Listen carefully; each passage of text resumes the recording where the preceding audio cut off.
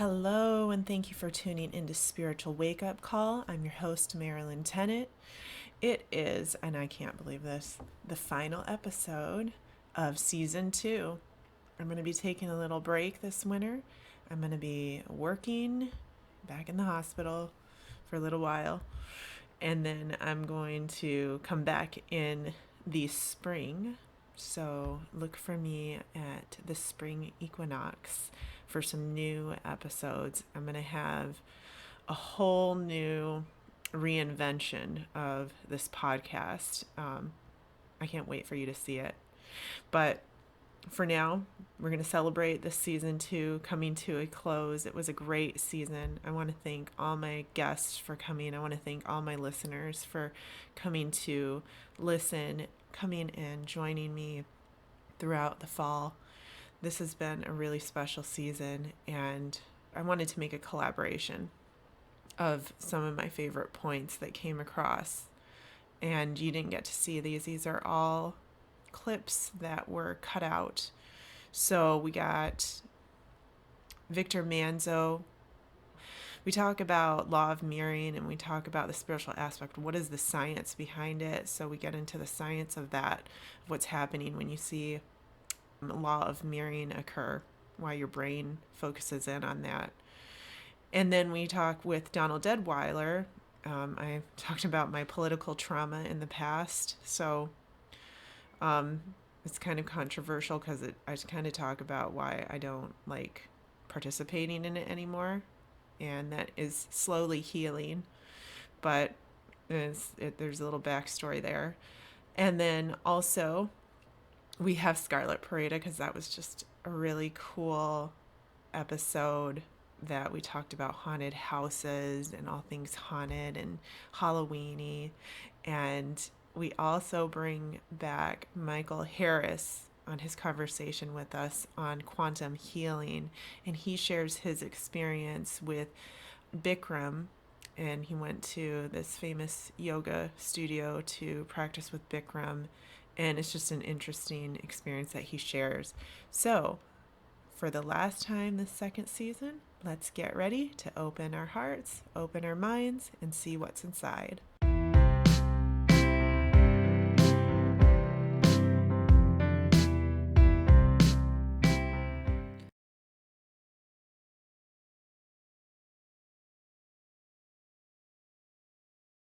Can you tell us more about the quantum physics and the neuroscience part of the vision and how that connects? Because I am not sure that I understand it. I bet you the listeners want to know too. Yeah, so there was a study done in quantum physics called the double slit study, and what they were trying to figure out was is light actually in a wave or is it in a particle? And the wave is invisible, and then the particles it's in the physical world. And so what happened is they set up this experiment, and then the researchers were not looking, and the sensors were picking up as a wave, and then all of a sudden they went to look, and they were trying to see what does it look like, and it would turn into a particle. And then they look away and they'll start to phase out into a wave, and then they'll go and look again and they'll phase back into a particle. They literally thought they messed up the experiment, so they redid it all again, and they did the same out, and they got the same outcomes again and again and again. They're like, no, there's no way that it's going to act this way. And then they go look, and it acted the same way, and they're like, this is interesting. Now, for listeners out there, probably like, what does this all have to do with us in consciousness? Well, wave is non-physical, which means infinite possibilities. The physical is actually the manifestation of something coming to a singular point. So when you look at your life, how you see something is what it's going to be. Right? However you perceive, whatever you look, they always say, if you seek, you shall find. Well, that's another proof of saying if you're looking at something in a certain way, then your whole world's going to manifest around that to be that. If you think the universe is hostile or friendly, it's going to be that way for you. Another way this works is, well, I'll share this later. So that's the quantum physics side. So how you perceive yourself, how you see things, this sums up so many things. I'm just gonna keep it as simple as just keeping it to a vision, because how you see yourself becoming, if you truly are focused on that, then guess what? That's what's going to happen. That's how powerful our consciousness is. We're just starting to understand how consciousness can manipulate matter, in other words. Now, the neuroscience, there's something called in the brain. There's a lot of other things. I have some neuro people like, that's not true. That has all these other factors. Yes, I'm aware of this. but just for the explanation and keeping it simple, there's something called the Reticular Activating System. You hear this now a little bit in personal development, self-help, which I'm happy to hear. But it's called the RAS. And what this does, one of its jobs and roles, is to remove or filter out any information to your awareness that you don't deem valuable. Okay. So if this is where you line up 10 people and they all experience the same event, but you get 10 different stories, they all saw the same thing. They all had the same experience. The event happened. That the event was the event. It all happened to all 10. But based on their RAS system, they all saw it different based on their values because they only get information to what they value. So this is critical in programming and understanding how to see, like, all things exist. It's just what we value, that what we see. So why is that important with vision? Because once you focus on vision and you really put a lot of value into that vision and you really believe that's going to be true for you, your brain then has to respond in a way to say, okay, we're going to show you how that's true. We're going to show proof that this is in the way that you want it to be. And it has to do that because that's how RAS works. It's based on your value system. It's based on what you believe in and what's valuable, what's deeming valuable to you. So that's why, vision, this is why I use vision so much, because we're working on these two systems here and we're able to utilize this to go ahead and now create the life that you want to create. Oh, so interesting. It's like that story I heard somewhere. I'm not sure where, but if you're riding in a car with another person and you're hungry and the other person is interested in doing something active, maybe they're feeling like they need to exercise, or so they're going to notice all the signs for like a gym. They might notice a park, like, what are we going to do? Oh, there's a frisbee golf course, there's bowling alley, let's do something active. And you're going to be hungry, so you're going to notice all the signs for food, like the restaurants and the billboards that advertise to you. And that's also the law of mirroring. But we can go into that as well. But doesn't that interest you, that you can actually morph your reality and the information that you take in to experience and just pretty much validate where you're at in life? And so we self-validate all day long without knowing. But just talking about this actually brings it to our awareness that that's what we are doing, which is, I think, a great growth concept in realizing that, hey, this is what I'm doing. So, like, if I can do this to just validate myself, I can do this to help my business, right? Oh, 100. This what got me so intrigued by this, because I was always told as a kid, my mom used to say, you put your mind to it, you can anything, you put your mind to it and believe in anything is possible. And I was like, cool. But then I wasn't seeing it. And I was like, I'm going to learn this stuff. I want to know. And when I started to hear about these things years and years ago, I was like, this is so cool. Why was I so intrigued? Because I was always intrigued about knowing about this game called life, or I didn't call it back then. I just said, I'm going to figure out this thing called life. You may hear some new things, but this stuff's been out there it's always been out there. Like, you buy a new car and all of a sudden you get on the road and next thing you know, you see that car, maybe the same color, maybe not the same color, but you notice your car, it stands out like crazy now. Now, nothing changed before you buying that car, but all of a sudden you pull out with the car, you start to see it. Or pregnant women just get pregnant, and all of a sudden they start seeing pregnant people all over the place. Or you just had a child and all of a sudden you see children all over the place. This is the beauty and the power of RAS, because it can change on us. It could change on a dime like that. I'm hungry. What are you focusing on, right? Your hunger. So you're telling your body, or you're feeling it, and your body says, okay, RAS is like, great. We got a hunger is it's a big priority right now. All right, show them all the stuff that we know. The brain goes in its inventory and says, okay, what do we know that's going to represent food?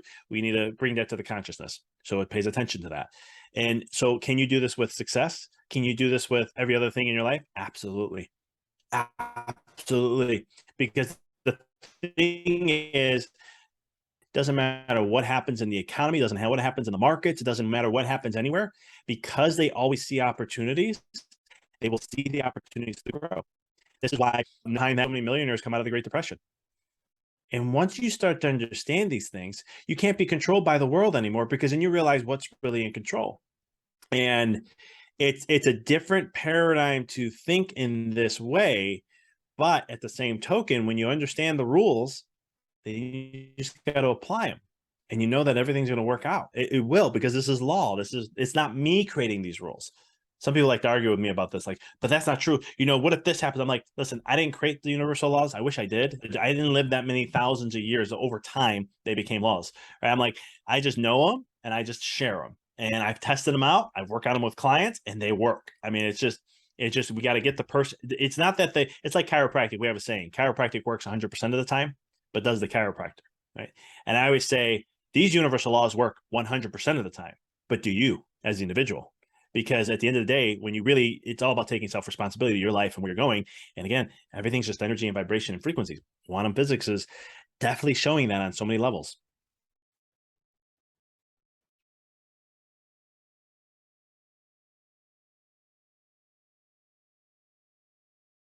Okay, so I'm going to go into something real controversial. I have a really hard time. I had, in my history and in my involvement in politics has been really rough. I was a part of a campaign called Keep Michigan Wolves Protected back in, it must have been 2012, 2013, some real, like almost 10 years ago. And I was really like, okay, we're doing this grassroots movement and we're going to, because what happened, backstory, Michigan, the wolf population came back up because of, after years of science helping them to do so and all the support that and protections they had around wolves. Well, once they came off the endangered species list, the hunters wanted to hunt them. And it's just like, okay, this is just what I know about wolves. They are the most demonized species in history for the wrong reasons. They are not aggressive. They're actually very alike in humans. They're docile creatures like dogs. They have a lot of emotional intelligence and they're just beautiful, and not to mention all the environmental benefits that we get. We've seen out in, I believe it was Yellowstone National Park, when they brought the wolves back, they saw the whole environment flourish. But anyways, I went out and I petitioned and got helped with many others to get, what is it, like 40,000 signatures to get it on the ballot proposal. Do you want Michigan to hunt wolves? And we did it successfully in the dead of winter, out in the cold, door to door at events. Like, I just spent a lot of my free time doing this, this belief, helping out this campaign. And then what did the Republicans do?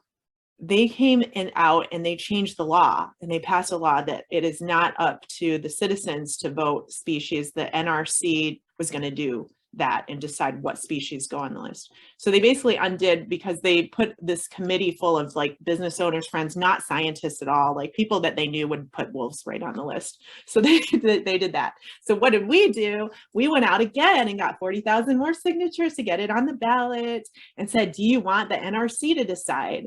And everybody overwhelmingly said no. Like, we did such a good job. And then what did the Republicans in office do again? They debunked it somehow. They said, we can't do that.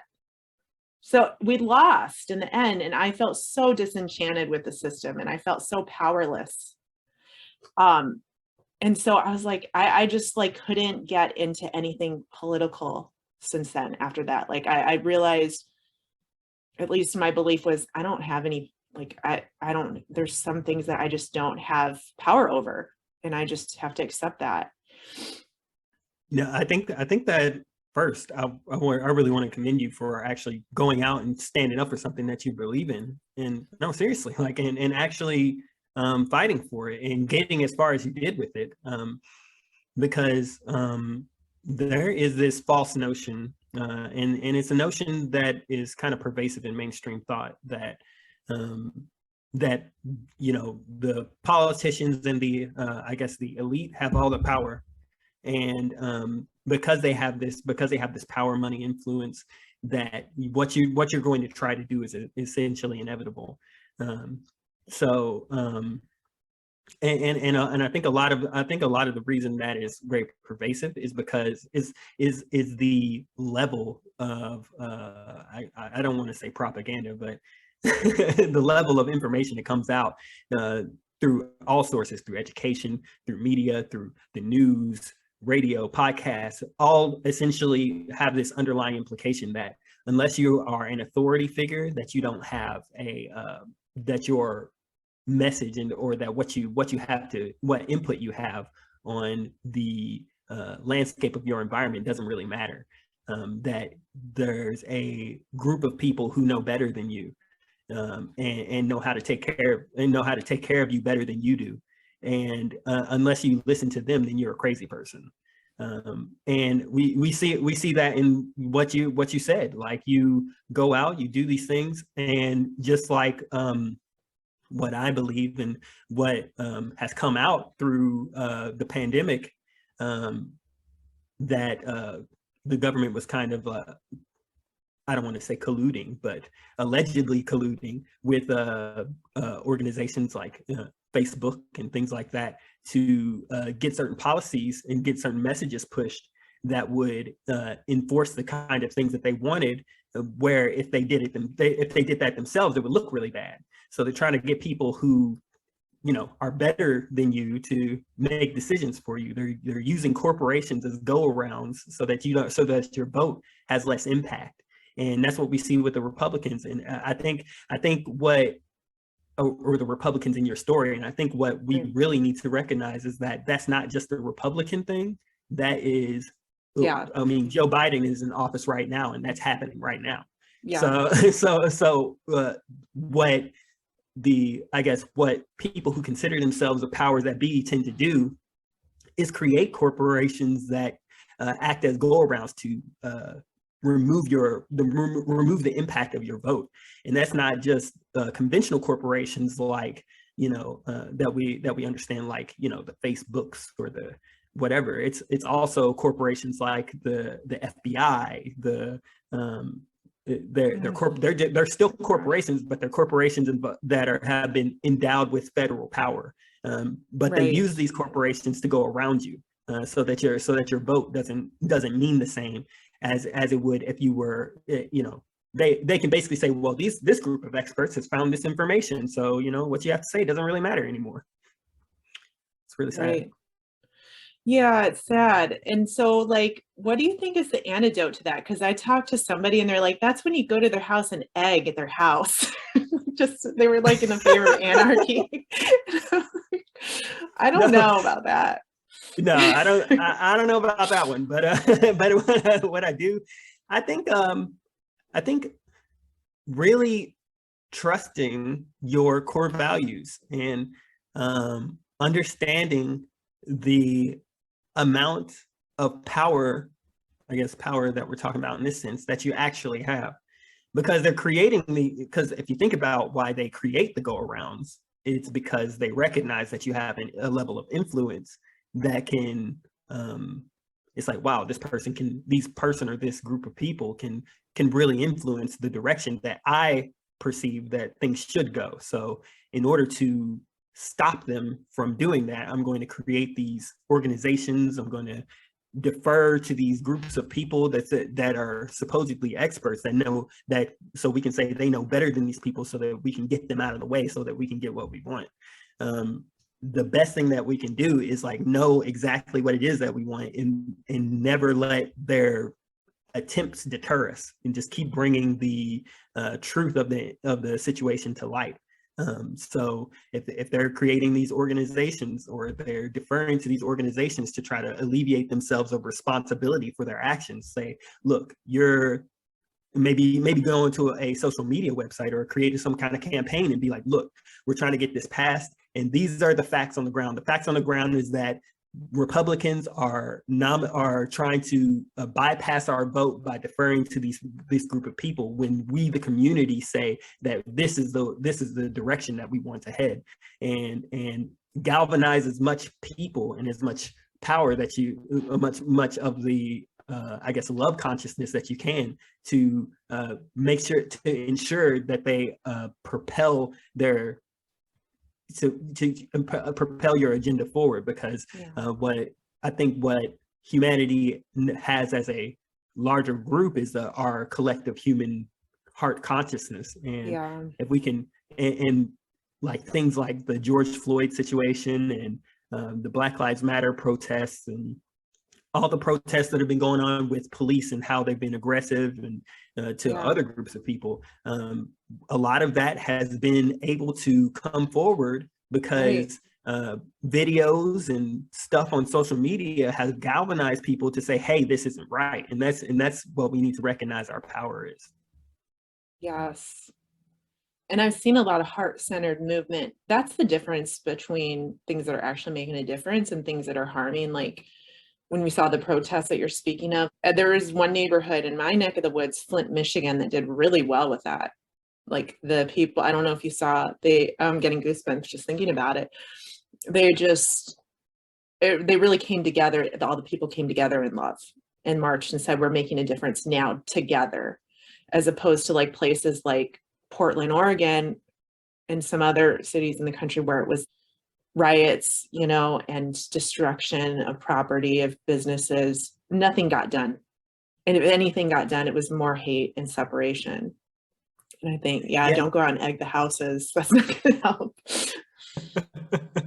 Or at least I don't know that it's going to help. I wouldn't recommend it. But I think what you're saying is actually happening in Mississippi right now too, where the water supply is like really kind of jacked up and galvanizing. Like I think somebody actually started going on TikTok and like pouring out their water and showing how brown it was, and then that got all this attention. It's like, it got all this attention. So you're talking about the water crisis. I was talking about the Black Lives Matter movement. You're talking about water crisis. That did happen in Flint too. And that happened in Mississippi. That's why people don't trust the government. I mean, they probably tried to say, oh, it's fine for a while until it was obvious that it wasn't. Yeah. And it's like the only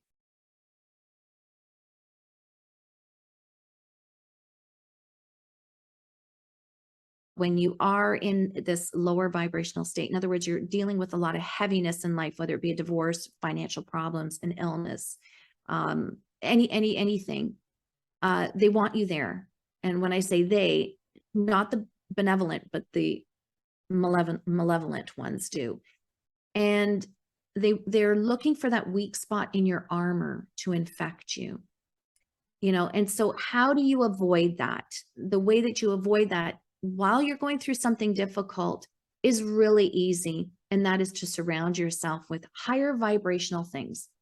Now, a lot of that is easier said than done because you want to go into that quiet, dark space. It's easier, but you have to really encourage yourself step by step. Even if it feels like you're walking through mud with lead feet, you've got to push yourself. The easiest and simplest way to protect your energy is to start from within.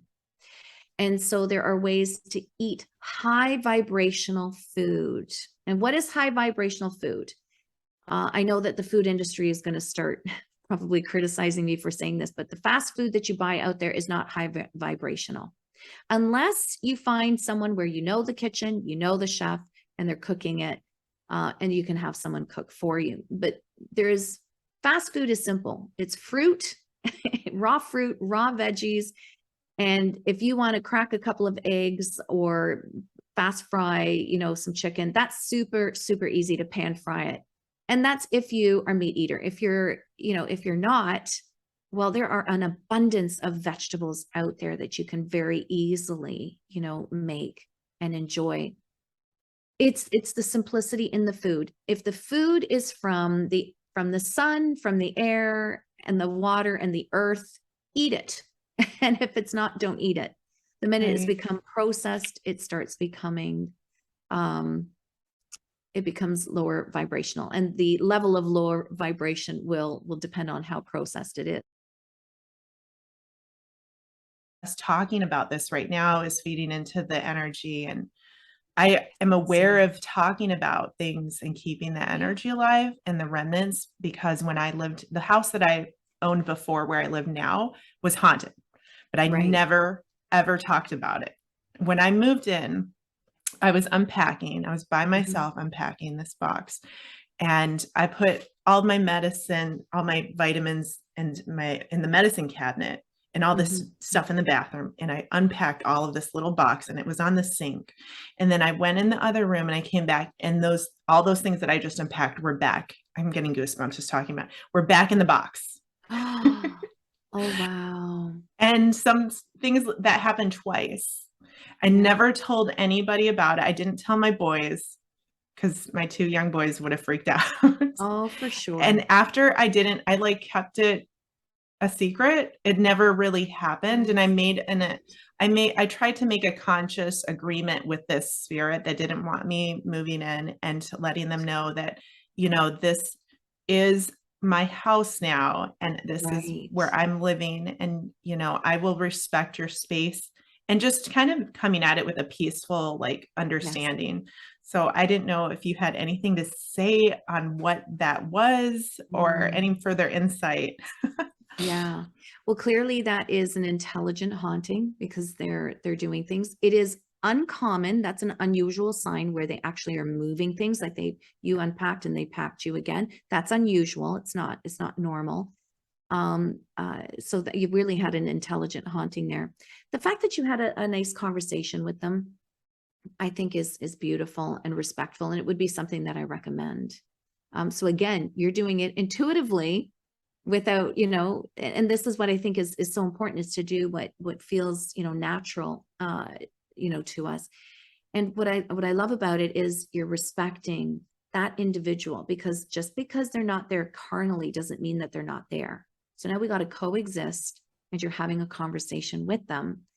And I think that's very beautiful. And in a lot of house healings, that's what I encourage people to do, is have a conversation with whoever's in your home and say, hey, listen, I don't mind. I don't mind. I kind of like having you here. And if you don't mind, I'd like to stay here too. If things, spirit, there's going to be spirit that is gentle, no different than human beings. And there's going to be I should say, spirits that are a little more aggressive. Right. And so you just have to move and maneuver around. This is where setting boundaries, is going to be good.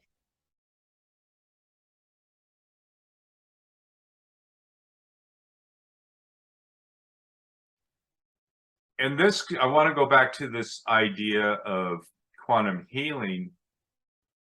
The doctor in the basement of the Longevity Center, when we were talking, he planted this idea in my mind that I'm able to heal myself if I'm willing to do the work.